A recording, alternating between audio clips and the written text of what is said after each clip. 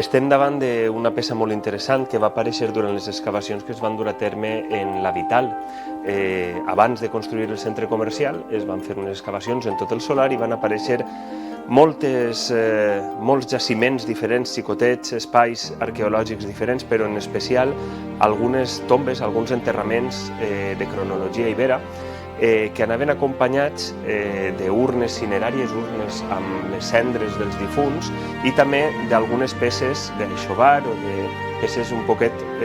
més distingides, peces de rellevància. Esta és una copa que prové del sud d'Itàlia i que va arribar fins a les nostres costes i que es veu com un producte de luxe en el qual s'enterren aquestes persones. Va arribar esmicolada, feta a trossets, i ahir va ser quan li ho vam entregar a Maria per a que ella fera la seva màgia i ens poguera oferir esta peça, este acabat final.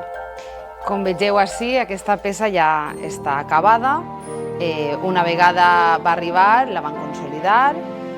la van fer la neteja i es va fer la reconstrucció i el color,